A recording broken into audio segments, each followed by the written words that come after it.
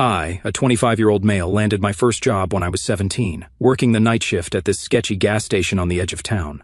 It was nothing special, just your typical fluorescent-lit hellhole where I had to deal with drunks at 2 a.m. and clean up mysterious fluids in the bathroom. But I didn't have much choice in the matter. See, my parents made it crystal clear, if you want to go to college, you're going to have to help pay for it. It wasn't a suggestion, it was a straight-up expectation. I wasn't even sure college was my thing, you know? I didn't have dreams of becoming a doctor, a lawyer, or whatever image my parents had cooked up in their heads. But what I wanted never really mattered much in our house. What mattered was their vision. They wanted a son they could brag about at those boring family get-togethers. Oh, Marcus just got accepted to blah blah university and all that crap. So I picked up every single shift they threw at me. Nights, weekends, holidays, it didn't matter. I was that guy who'd cover for anyone. My social life was practically non-existent. Like this one time, my buddy Derek was having this massive 18th birthday party everyone was going, but nope, I was stuck selling cigarettes to the same 5 locals and watching truckers microwave those disgusting burritos that smell like feet, all so I could scrape together enough for tuition. Eventually, I managed to save enough to cover my first semester at the local university. It wasn't some fancy Ivy League place with manicured lawns and stone buildings, but I figured it was good enough to keep them off my back for a while. My sister Kaylee, though, is a completely opposite story. She's 4 years younger than me, the golden child of the family. I have to paint the picture for you guys. Kaylee was that girl in high school who was moderately pretty but acted like she was God's gift to the universe. She learned early on how to manipulate my parents in ways that would make a CIA operative jealous. Like, she'd do this thing where she'd fake cry but only one tear would come out and my parents would practically trip over themselves to fix whatever problem she was having.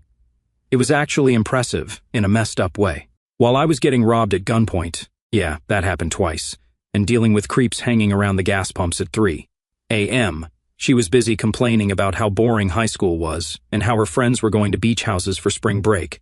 And my parents? They'd bend over backwards to fix every little inconvenience in her life. Didn't like her math tutor? They'd find another one by the end of the week. Wanted the newest iPhone? Boom, latest model without even having to ask twice. It was like watching some bizarre psychology experiment where one kid gets all the rewards and the other gets all the work. I didn't resent Kaylee at first. She was my baby sister, and I still felt protective of her despite everything.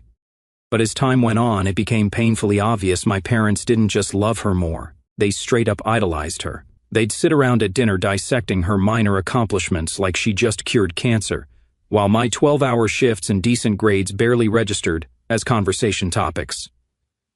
Let me give you an example of the Kaylee worship in our house. When she was 16, she got cast as a background character in the school play. Literally had 2 lines. My parents invited the entire extended family over for a celebratory dinner, made a goddamn 3-course meal, and bought her flowers. Meanwhile, when I made the dean's list while working 35 hours a week, my dad nodded and said, "That's what you're supposed to do. That stings, you know? Every dude I've told this story to gets it immediately. You know that feeling when you're busting your ass, and nobody gives a damn, but someone else gets praised for doing the bare minimum? That was my entire childhood. There was this one summer where I worked doubles at the gas station because the AC in our house broke, and we needed to get it fixed before August. Our town regularly hits 95+ degrees. I handed over every paycheck to my dad. When we finally got the new unit installed, guess who got credit at the next family barbecue? Kaylee, because she helped pick out the most energy-efficient model. I'm not even making this up. By the time I started college, I was used to the dynamic. I was the workhorse, Kaylee was the princess. I'd given up trying to compete for their attention because it was crystal clear I'd never win. Don't get me wrong, Kaylee could be cool sometimes. When it was just the 2 of us hanging out, playing video games or whatever, she was just a normal kid. But put my parents in the mix, and she'd transform into this manipulative mastermind. It was like she'd figured out early that there was a finite amount of parental love and attention, and she was determined to hoard it all. The gas station job was soul-crushing, by the way. People treat you like absolute garbage when you're behind that counter, like I'm somehow personally responsible for cigarette prices or the fact that the slushy machine is broken again. I've been called every name in the book, had drinks thrown at me, and once had to clean up after a dude who decided our bathroom floor was the perfect place to demonstrate the after effects of truck stop sushi. But I stuck with it because what choice did I have? Dad made it clear, no job, no college fund contribution. And their contribution was basically letting me live at home rent-free. Everything else, tuition, books, car insurance, that was on me. Meanwhile, Kaylee's future was discussed like she was choosing between Harvard and Yale, when in reality, she was a solid C student who was more interested in her Instagram following than academics. My parents started a separate college fund for her when she was like 10. 10. I didn't even know college funds were a thing until I was filling out FAFSA forms myself. I guess what I'm trying to say is that the pattern was established early. I wasn't just imagining the favoritism, it was blatant, consistent, and soul-crushing. Every kid probably thinks their sibling gets special treatment sometimes, but this was next level. This was we will sacrifice our retirement for Kaylee while Marcus figures his own shit-out level of disparity. Anyway, by the time Kaylee graduated high school, I was already 2 years deep into college, drowning in coursework and now working at a warehouse on top of weekend shifts at the gas station. My parents constantly nagged me about focusing more on school, saying crap like, "You're not getting any younger, and what's your plan if you don't graduate soon?" Like they couldn't see I was killing myself trying to balance everything. The warehouse gig was brutal, but it paid better than the gas station.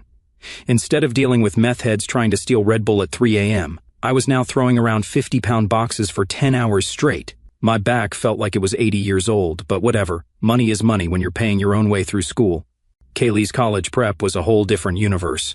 She picked some private university an hour away, not because of the academics or anything practical, but because, get this, she thought the campus was cute and they had good parties. Money wasn't even something she had to think about.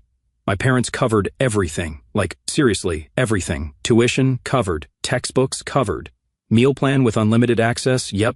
New laptop for homework. Brand new MacBook Pro, top specs. Meanwhile, I was still using this refurbished Dell that sounded like a jet engine whenever I opened more than 2 browser tabs. But the tuition wasn't what broke me. It was something bigger. One evening, after an absolutely brutal 12-hour warehouse shift where I'd nearly gotten crushed by a forklift, I dragged myself home, exhausted. All I wanted was a shower and maybe some leftovers before passing out. Instead, I walked in to find my parents sitting at the kitchen table with Kaylee, all of them practically glowing with excitement. "We have some exciting news," my mom chirped, her voice all sunshine and rainbows. They'd bought Kaylee an apartment, not rented, bought a whole-ass apartment. "It's just a small place near campus," my dad added, like that somehow made it less insane, so she doesn't have to deal with noisy neighbors or cramped dorm rooms. I couldn't even form words. I was still living at home because rent was completely out of the question for me. Every single dollar I earned went straight to tuition, textbooks, and gas money. I was driving a 1998 Honda Civic that broke down at least once a month, and they just casually dropped probably $200,000 on an apartment for my sister. And Kaylee? She wasn't even grateful. She actually wrinkled her nose and said, "It's nice, I guess, but the kitchen's kind of small." I lost it. "Are you serious? They just bought you an entire apartment and you're complaining about the kitchen?" My mother shot me this look that could have frozen hell over. "Don't start, Marcus. This is a big milestone for Kaylee. You should be happy your sister has a comfortable space to concentrate on her studies." Yeah, right. Kaylee had never held down a job in her life, and she didn't give 2 shits about college. She only applied because our parents made her, just like they did with me. The difference? Kaylee had the luxury of being openly resentful about it while still getting everything handed to her. I swallowed my anger, went upstairs, and slammed my bedroom door. I wanted to scream, to punch something, to make them understand how completely unfair this all was. But what was the point? They just dismissed me like always. "You're overreacting, Marcus." "Don't be so jealous, Marcus." "Why can't you just be happy for your sister, Marcus?" The next morning I had a 5 a.m. shift at the warehouse. Dad was already up making coffee. I grabbed a granola bar, not making eye contact. "About last night," he started. "Here we go," I thought.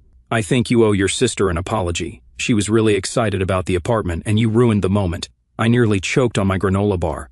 "I ruined her moment? Are you kidding me right now?" "Watch your tone," he warned. Classic dad move. Can't win the argument, so attack my tone instead. "You know what? Fine," I said, grabbing my keys. "Tell Kaylee I'm sorry her kitchen isn't big enough in the free apartment she got for doing absolutely nothing." I left before he could respond, slamming the door behind me. Childish? Maybe. But I was so tired of being the only one expected to be mature and understanding. At work that day, my buddy Jason noticed I was off. "You look like you want to murder someone," he said while we were on break. I told him about the apartment situation, expecting the usual "that sucks" man response. But Jason got genuinely pissed on my behalf. "That's fucked up," he said, shaking his head. Like, seriously fucked up. "Have they always played favorites this bad?" "Pretty much," I admitted, "but this is next level." "What are you going to do?" "Good question. What could I do?" I was still financially dependent on them for housing. I couldn't afford both tuition and rent on my own, not with what the warehouse and gas station paid. "Nothing," I said finally. "Just keep my head down, finish school, and get the hell out." "That's rough, man," Jason said, giving me a sympathetic pat on the shoulder. The apartment became the new family obsession. My parents proudly showed photos to every relative and neighbor, acting like they just accomplished something amazing. If you didn't know better, you'd think they were moving into the place with how much they talked about it. "It's in this really nice area," my mom would gush to anyone who'd listen. "Walking distance to campus, security building, granite countertops." I'd just sit there, trying not to roll my eyes, while silently calculating how many hours I'd have to work to afford even 1 month's rent in a place like that. Meanwhile, Kaylee treated the whole situation with typical Kaylee indifference. After the initial excitement wore off, she started finding things to complain about. "The walls are so bland," she whined one evening while I was trying to force down dinner after a 9-hour shift. "And the couch you picked out is too firm. Can't we replace it?" My father nodded sympathetically. "We'll sort it out, sweetheart." I couldn't hold my tongue. "Why don't you paint the walls yourself? It's your apartment, isn't it?" Kaylee rolled her eyes. "I don't have time for that." Before I could respond, my mother jumped in, her tone sharp as a knife. "Marcus, don't be rude. She has enough on her plate with the move and starting classes. You know how stressful this is for her." Stressful? Because God forbid Kaylee faced anything remotely challenging in her life. "Yeah, I wouldn't know anything about stress," I muttered, thinking about my 60-hour work week, full course load, and the research paper that was due in 3 days that I hadn't even started yet. "What was that?" my mother asked, her tone warning me not to push it. "Nothing," I said, shoving my plate away. "I've got homework." I retreated to my room, the only place where I could actually breathe. The moving day was a whole production. Dad rented a U-Haul, even though Kaylee barely had any stuff. Mom bought all new everything: dishes, towels, bedding, cleaning supplies. They spent the entire day setting up her place exactly how she wanted it. I had exams that week, so I begged off helping. That earned me another lecture about family responsibility, but I couldn't bring myself to care. The thought of spending an entire day watching them fawn over Kaylee while I did the heavy lifting was more than I could take. When they finally finished moving her in, my parents came home looking exhausted but satisfied, like they just completed some major life accomplishment. "You should see it, Marcus," my mom said, scrolling through photos on her phone. "It's just perfect for her." I made appropriate noises of interest while wondering if they'd ever put this much effort into anything related to my life. The answer, of course, was no. That night, I made a decision. I needed to get out. Not just eventually, but as soon as possible. This house, this family dynamic, it was slowly crushing my soul. I'd find a way to make it work financially. I'd take out more loans if I had to, whatever it took to escape the constant reminder that I was the afterthought, the one who had to work for everything while watching Kaylee coast through life on their generosity. Little did I know, things were about to get way more complicated. About 3 months into Kaylee's first semester, things started getting weird. She stopped coming home on weekends, which honestly wasn't that unusual. She'd always been social. But when my mom brought it up at dinner, acting all hurt that her baby wasn't visiting, I noticed something. My dad looked uncomfortable, like he wanted to say something but decided not to. I figured they'd had an argument about it or something. Then came the money requests. First, it was just small stuff that my parents didn't question. The utility bill was higher than I expected. I need to buy this special textbook for a class. But soon it escalated to bigger stuff. My car needs repairs. The car they bought her for graduation, by the way. I need to pay a deposit for a spring break trip with my friends. My parents handed over cash without question, and I mean literally cash. I saw my dad counting out $100 bills from the safe in their closet one night when he thought I was at work. Meanwhile, I was picking up every overtime shift I could get just to afford ramen and gas money. One weekend in November, I was at home studying for midterms when my mom came into my room, holding an envelope. "Marcus, could you do me a huge favor?" I accidentally took some of Kaylee's financial aid forms when I was helping her organize last week. "She needs them ASAP for the bursar's office. Could you drop them off?" I wanted to say no. It was my only day off in 2 weeks, and I had a massive economics exam on Monday. But the look on my mom's face told me this wasn't really a request. "Fine," I sighed. "I'll head over there now." "Oh, and maybe take her out to lunch while you're there, my treat," she said, handing me a 50 along with the envelope. Great. So not only did I have to be a delivery boy, now I had to pretend to want to spend time with my sister. But whatever, free food is free food. I tried calling and texting Kaylee to let her know I was coming, but got no response. Typical. She was probably sleeping off a hangover or something. When I got to the apartment, the one my parents had spent their retirement money on, I used the spare key they'd given me for emergencies. The moment I opened the door, I knew something was wrong. First off, the smell hit me like a truck, weed, cigarettes, and something else, something chemical that burned my nostrils. Not just your average college party smell, something worse. The place was trashed, and I don't mean normal messy college student trashed. I mean destroyed.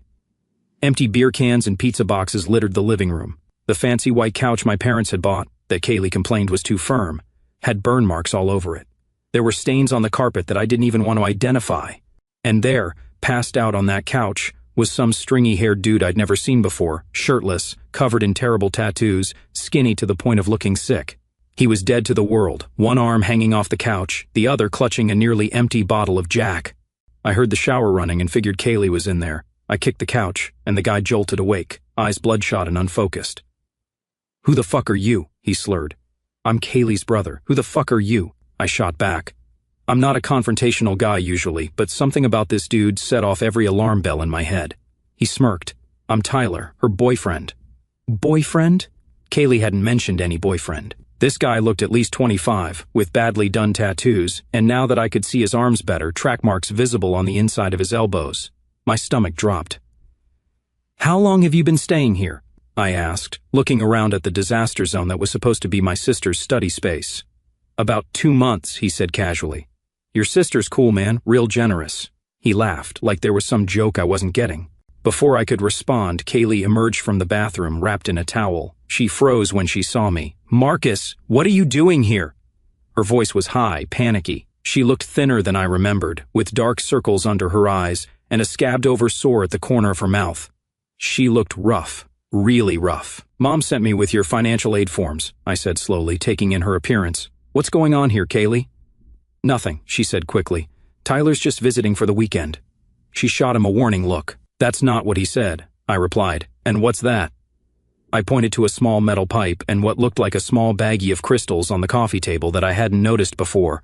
"It's nothing." She rushed forward, sweeping the items into a drawer. Just some stuff for a party." I'm not an idiot. I'd worked enough late nights at the gas station to know what meth looked like. Hell, I'd had to call the cops twice on people shooting up in our bathroom. My baby sister, the golden child, was using, and based on her twitchy behavior and weight loss, it wasn't just recreational. "How long has this been going on?" I demanded. "Is this where all that money's going? To support this loser and buy drugs?" Tyler stood up, swaying slightly. "Watch your mouth, bro." "I'm not your bro," I snapped. "How old are you anyway? And do you have a job, or are you just living off my parents' money?" Tyler took a step toward me, but Kaylee stepped between us, clutching her towel.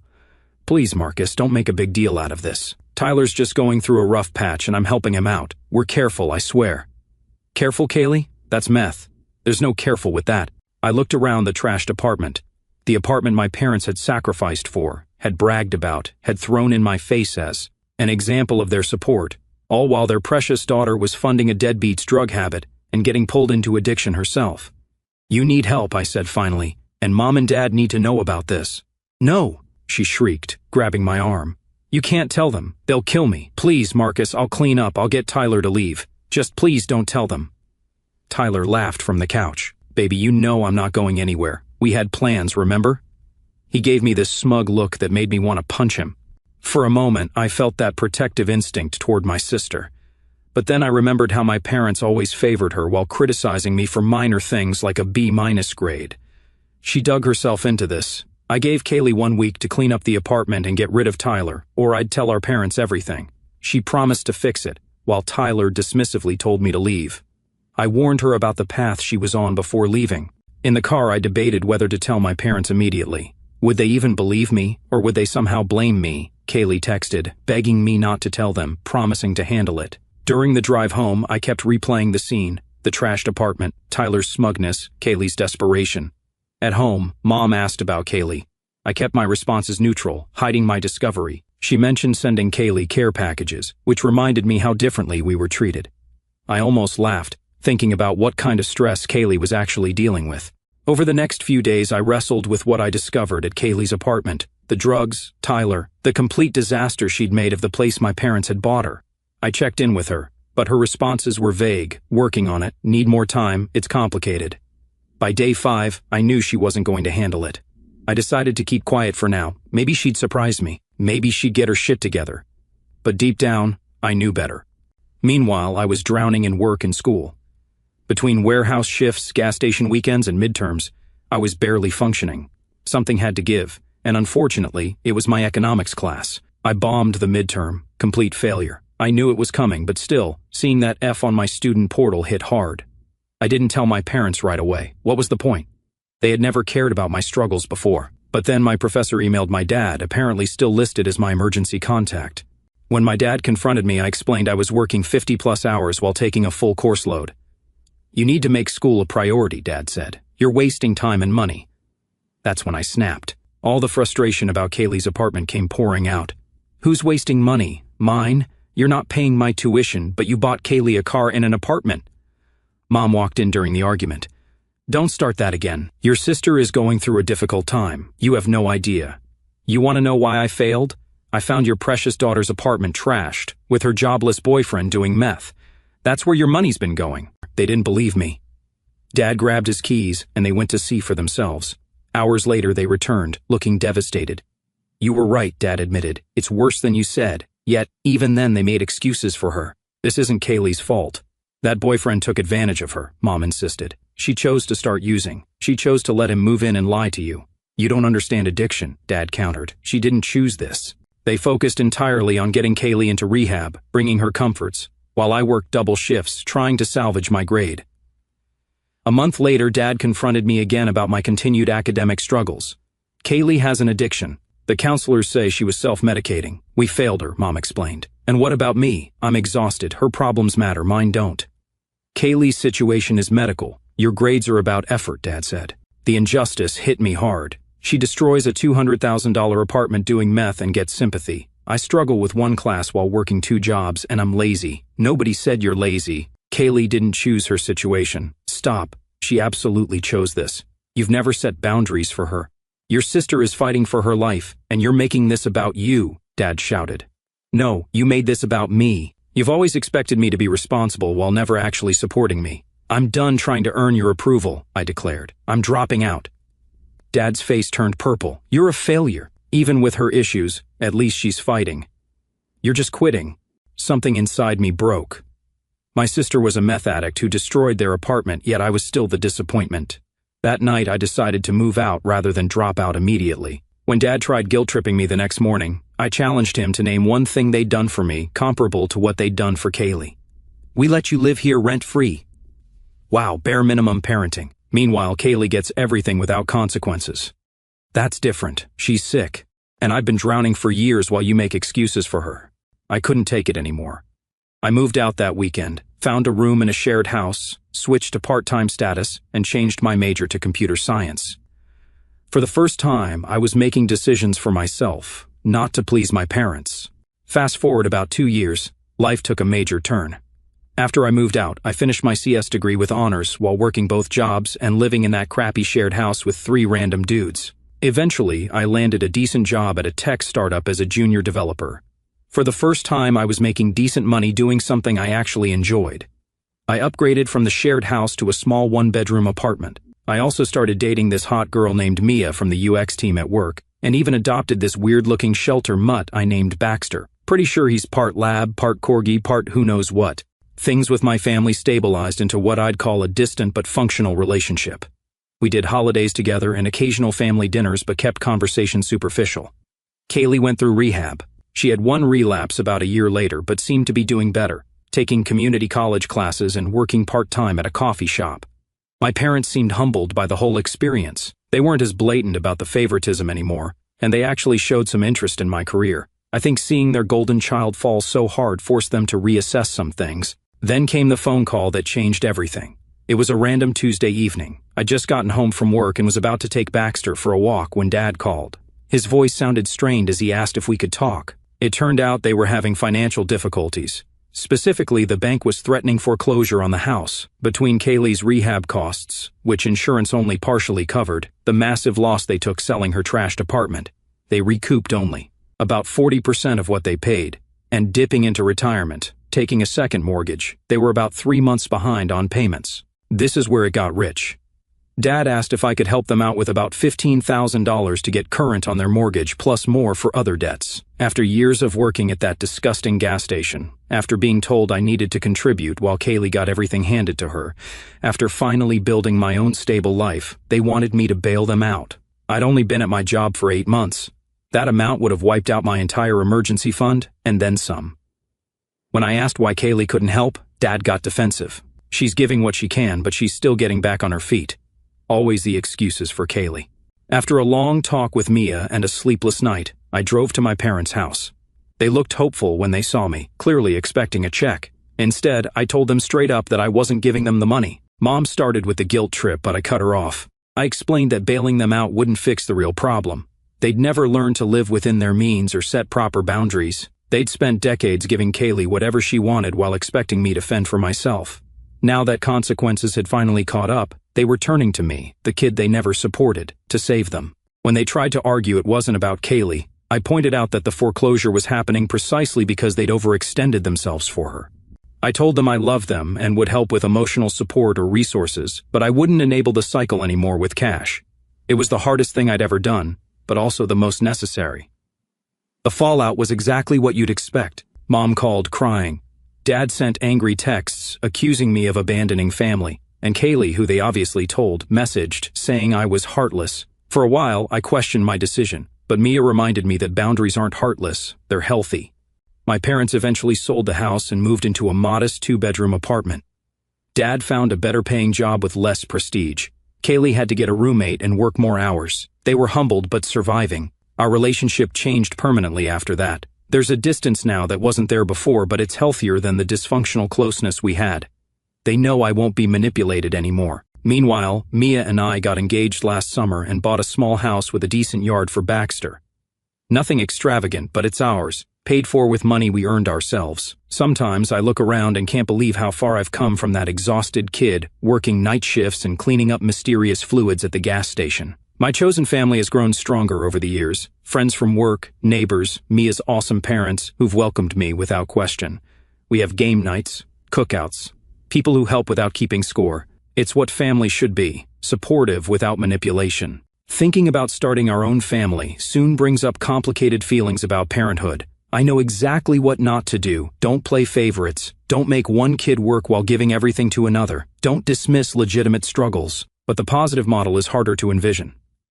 I just know my kids will be valued for who they are, not what they achieve or how convenient they are. And oh, the exhausted, resentful kid working double shifts at that gas station wouldn't recognize me now. Not just because of external success, but because of internal peace. I'm no longer defined by my family's opinion or support. I built this life brick by brick, sacrifice by sacrifice. It's mine, and nobody, not even family, gets to take that from me. That's the real success story.